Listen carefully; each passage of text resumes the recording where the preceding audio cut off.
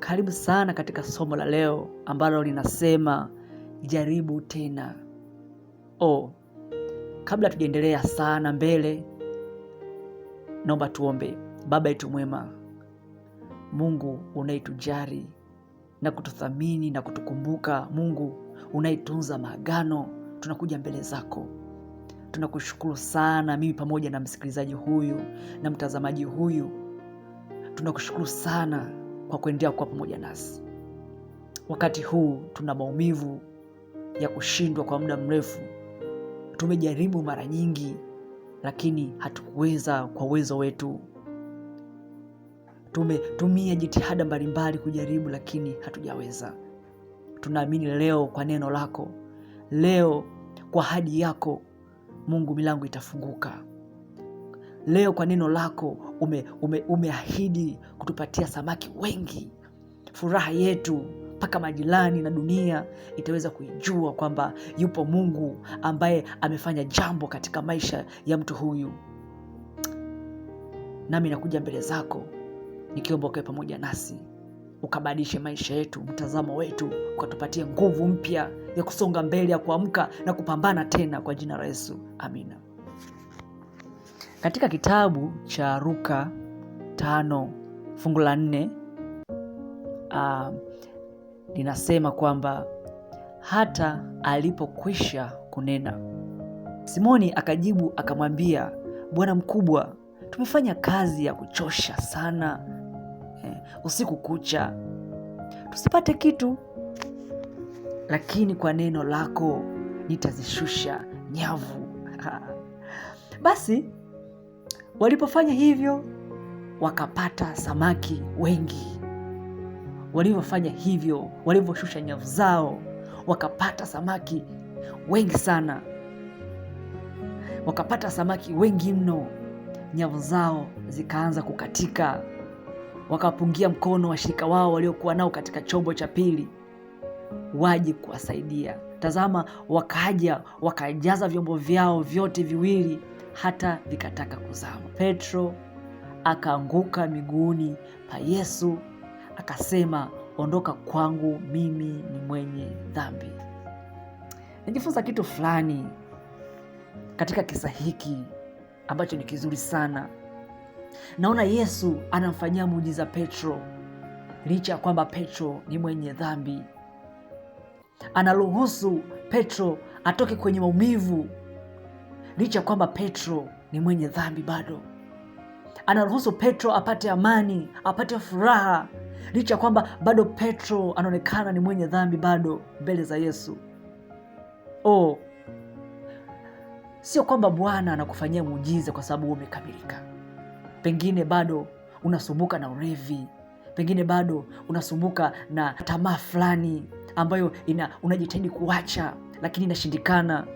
Ukiwa mwenyewe unaendelea kufanya, ukiwa mwenyewe unaendelea kuitumikia hiyo tabia, lakini sio sababu ambayo inafanya Mungu ashinde kufanyia muujiza wako. Petro anakimbia miguuni pa Yesu, anasema, Bwana, ondoka kwangu, mimi mwenye dhambi.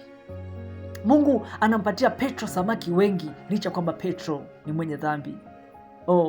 Mungu ana uwezo wa kuachia mibaraka katika familia yako, katika kazi yako unayoifanya. Mungu anaweza akakuinua, anaweza akakupandisha, anaweza akakufanya kuwa mwenye mafanikio makubwa licha kwamba wewe bado ni mwenye dhambi.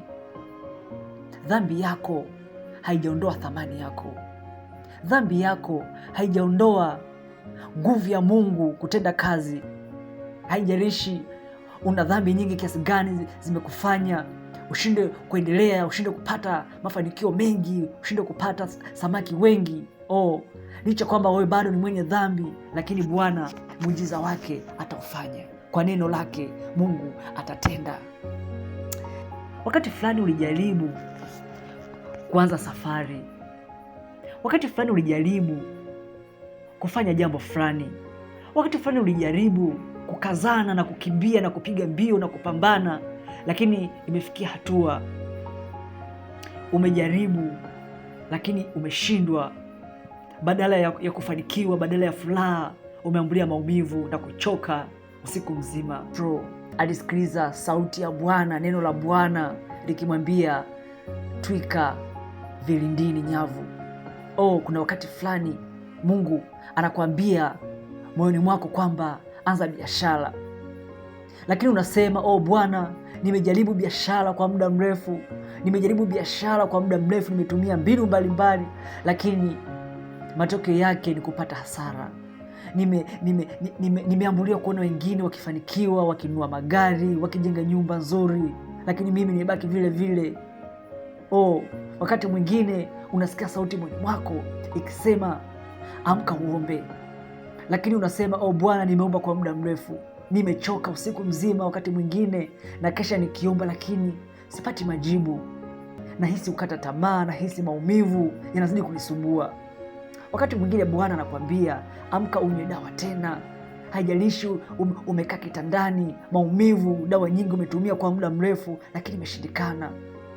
Unasikia sauti ya mwisho ikisema amka tena, kunywa dawa, amka tena, usikate tamani, mimi nimekuja. Sauti inasema mwanangu, amka, tafuta tena, amka tena, nenda tena mwanangu, bisha tena, mlika tena. Lakini unasema nimejaribu kumlika tena, lakini giza linazidi kutanda, giza linazidi kunifunika.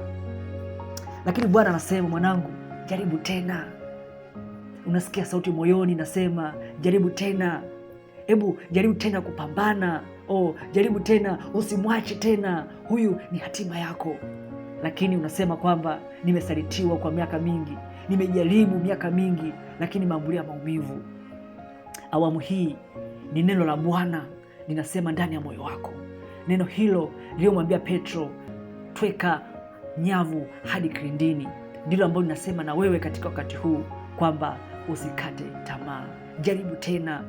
Wakati huu ni zamu yako. Haijalishi umejaribu, umepambana, lakini unaona wenzako ndio wanapata mafanikio. Haijalishi umepambana, unahisi ni kana kwamba wenzako ndio wanajenga majumba, unahisi hakuna haja tena ya kuendelea mbele. Mungu anasema kwamba mwanangu, ni neno langu linasema sasa, inasema amka tena, jaribu tena. Nimekuja kuondolea maumivu na uchovu wa muda mrefu wa usiku mzima uliojaribu mwenyewe ukashindwa. Kwa neno langu ninaweza nikabadilisha maisha yako, naweza nikarejesha furaha yako. Zamu hii Bwana anasema utapata samaki wengi. Zamu hii Bwana anasema biashara yako itakuwa na mafanikio. Zamu hii kwa neno la Bwana, Bwana anasema ukiamka na kuomba nitajibu na kusikia. Kwa zamu hii kwa neno la Bwana, Bwana anasema kunywa dawa hii ya mwisho, maumivu yako nitayaondoa. Bwana anasema tafuta tena, amka tena, pambana, maumivu yako najua, kukata tamaa kwako na kujua. Zamu hii kwa neno langu utapata samaki wengi. Zamu hii kwa neno langu maumivu na furaha, asubuhi njema ninaileta tena katika maisha yako.